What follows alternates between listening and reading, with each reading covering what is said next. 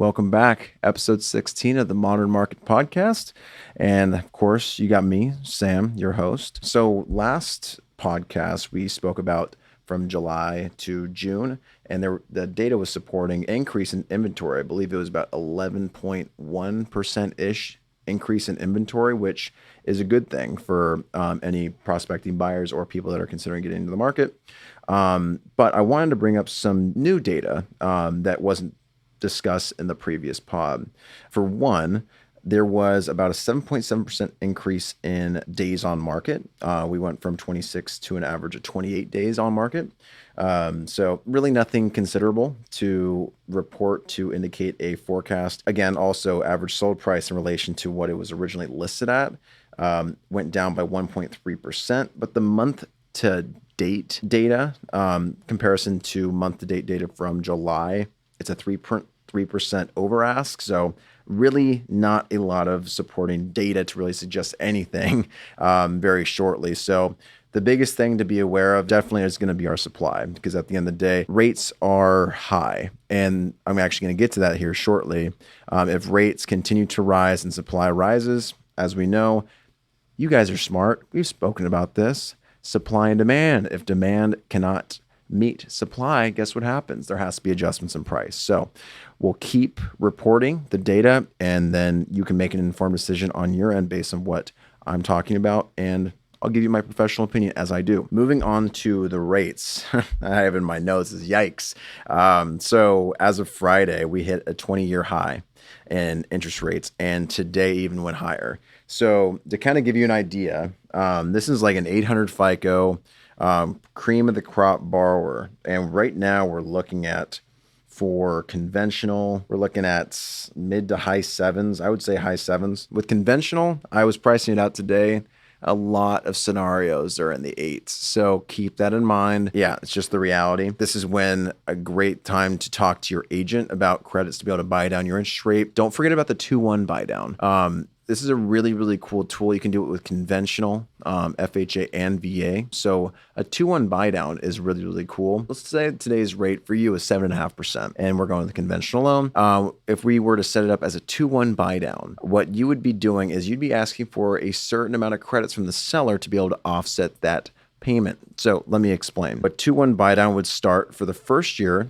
It would be a 5.5% interest rate payment. Pretty great. Your second year, it would go to a 6.5% interest rate. And then your third year, if you didn't refinance, you'd go back to the market rate that you got the loan at originally. So the way to know how to ask the right amount of credits from the seller is chat with your loan officer, because there is a calculator. So let's just make numbers simple. If you were to take $3,000 a month payment versus $2,500 a month payment, you'd be taking the $500 difference to times it by 12, and then you do the same thing for another year if you're doing it for a 2-1 buy down. So essentially, you're just prepaying the loan to be able to give you a cheaper payment for the first 2 years of your loan. So it's a cool way. And what's really cool is if you refinance before you go back to your market rate, you can actually put that money towards your principal balance of your loan. So it's pretty much the seller paid for your loan to be going down altogether, which is great. Moving on to rates, low to mid sevens for FHA and VA. Going to be really, really similar in that regard. But that's going to be the cream of the crop. So most people, they're going to be in the high sevens for FHA and VA, and close to 8 with a conventional loan. I wanted to kind of throw out an example for an FHA loan, because right now, that's going to be the most prevalent loan people are choosing because the rates are lower than a conventional. The mortgage insurance is really low. It was changed from 0.85 to 0.55, which is an add-on to your monthly payment. So 0.55% of the loan amount divided by 12 would be your MI. So that is one thing to keep in mind. But with FHA, I wanted to give you guys an example. So it's 7.375, putting 3.5% down with $200 a month debt, great FICO score for a $500,000 purchase price. Can you guess how much monthly gross income you need? Be $9,500 a month. So just doing a quick little calculator here, 9,500, just using my quick math here, $114,000 a year to qualify for a $500,000 purchase price. It's getting quite tough, and that's a clear illustration as to why it's tough. It's just there's not a lot of people who make over 6 figures, and that's also with low debt as well. But again, talk with your agent, see if you can get some credits to be able to buy down your rate. Also utilize CoBar. That just put out a short form reel that me and my producer and editor just put together, and it illustrates it really, really well. So with FHA, you can do co-borrower, which, I mean, the most common are going to be folks that are married, boyfriend, girlfriend, fiance, brother and sister, two brothers, two sisters. You get the gist. You can also have a non-occupying co-borrower as long as it's a family member. So let's just say Rob, my producer over here, is my brother. He can go on, help me with the income qualifying.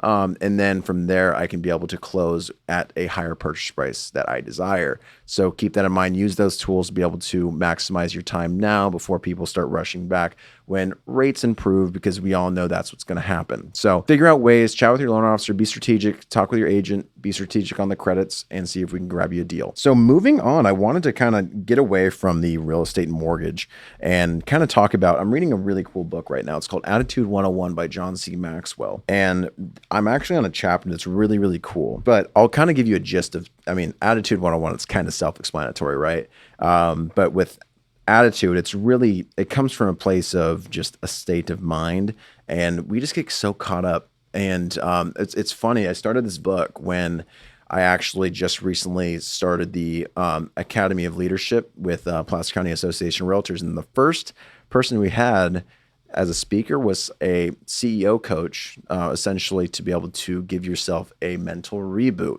And the first thing that they talk about is having the awareness of your current presence. And that's actually number one on, can your attitude be changed? And so I'll kind of go through it. This is one chapter out of many chapters, but it's a great book. I'm just going to cover one.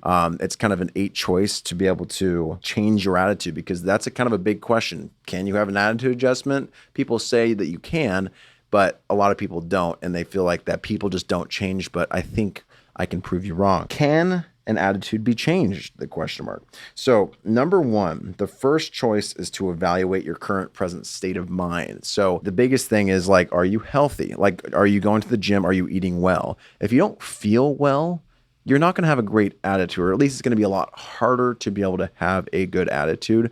So being present and understanding where you're at currently, it's kind of hard to give yourself a personal audit on your attitude if you're just not healthy in general, not making the right choices, etc. So be present. That's one thing we get caught up with on our phones. We're just never present all the time. We're always focused on the future. We're always focused on someone else, comparison, etc. So be present. It starts with you. Number two, realize faith is stronger than fear. You have to have faith that your attitude can be able to change. And that was a short part, but it really comes down to having faith. If you don't feel like you're going to change, then you're not going to change. So moving on to number 3, write a statement of purpose. And there's 3 parts. I wanted to bring the book out for this because it's really, really cool. And I wanted to make sure that I illustrate it properly. So for one, write specifically what you desire to accomplish each day. I do this every day. It really comes down to personal goals, and then I bookend my day. So if, like, for instance, I didn't hit something, like if I didn't do that, I don't dwell on it, but I make sure it kind of keeps you accountable from start to finish each day. So writing what you desire to accomplish each day is super important when writing a statement of purpose. Also, verbalizing to an encouraging friend you want to accomplish each day. This is really important, and this is also a really good way to wean out who your real friends are. So, like, for instance, I had a client that it was a bummer, but she bought a house on her own with these higher interest rates, and she was just the most wonderful person I've ever met. She was fantastic buying her first home. She went to her friends and family, but a lot of them were very negative to her. And it was really a big bummer to see that, and affected her attitude. And then I had a conversation with her and said, like, look, that house was amazing. You did a great job. The one thing you're going to realize is that at the end of the day, when people see you moving forward in your life, it's either going to be they're going to support you, or they're going to try and bring you down because they feel uncomfortable at where they're at in their life. So it's a great, great choice to make. So keep that in mind when you're talking with your friends. Maybe you find something out, and maybe you find something even more amazing about that friend, and it even enhances more of your attitude. And then also take action on your goal each day. if you don't take action on the goals that you set forth for that day, then you're going to be in a revolving door effect of just disappointment. So that's key to be able to adjust your attitude. Choice number 4, have the desire to change. You can't change unless you want to change. That is the most age-old thing that you've ever heard. And it's true. You have to want it. It's like the idea of going to the gym and it shouldn't be about necessarily about having the biggest muscles. It should come from whatever your motivation is, but it really comes down to, do you have the desire to change? Do you have the desire to get healthy? Do you have the desire to be more confident? So that's a very, very important choice to make.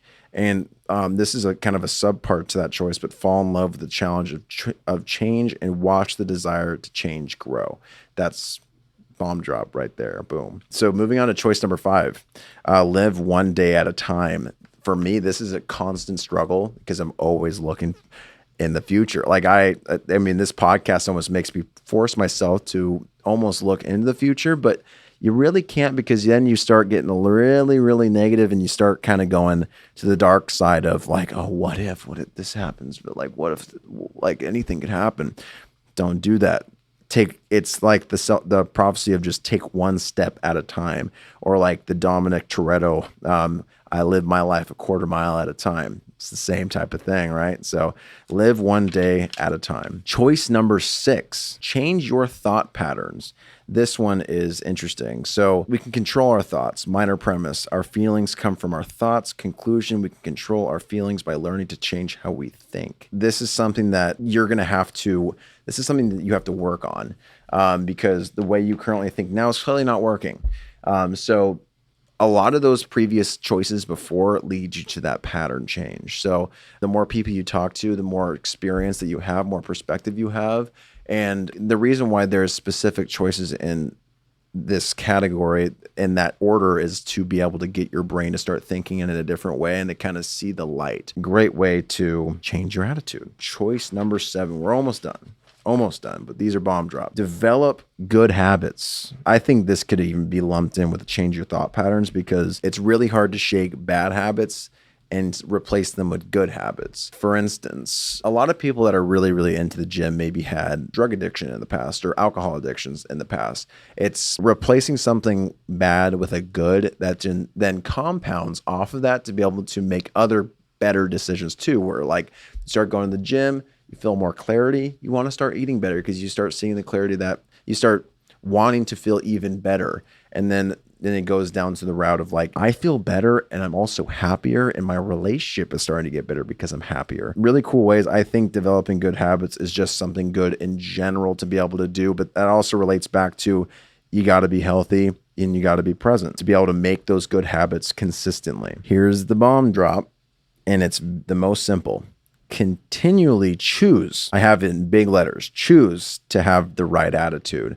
The one thing that I've been doing a lot recently is, I'll give you a perfect example. This happened today, like an hour ago. So I've been working on a deal. The deal is $1.7 million. Most people would be like, well, it's a pretty big deal, right? Well, I got the call that they found someone else to be able to do the loan. Big bummer. And of course, I was bummed about it. However, I just took one breath and I imagined how I wanted to feel. And then I gave him a call. I gave the borrower a call and said, I just really hope that everything really works out, and call me anytime if you have any questions or need anything else. And he was just so ecstatic. He wasn't expecting me to really be positive like that. And to me, you really do have to choose to be that way. And it's not easy. That's why there's so many choices to get to that point. And I'm not perfect. Like there's some times where I'm just like, I'll get road rage, but this has been a very, very good self-awareness month of just breathing, taking the time. Don't be reactionary. It's so easy to make emotional decisions in the moment. All it takes is like 15 seconds of just breathing and just visualizing how you want to feel, and then also how you want to impact others. And that brings you back to reality of like, you know what? Everything happens for a reason. I say that to myself all the time. Everything happens for a reason. And I don't know if you're religious or not, but God puts things in your path to either accept them as your fate, or you can see them as God put obstacles in my way to be able to learn how to overcome new challenges in my life. So I think that's a great way to wrap up the podcast. But go out there and have a damn good attitude, because it's not easy to, but once you get into a continually choosing state of having a good attitude, you can't look back, because your impact is just that much better in this world. But I'll catch you guys in the next one for episode 17. But until then, have a wonderful week and a half.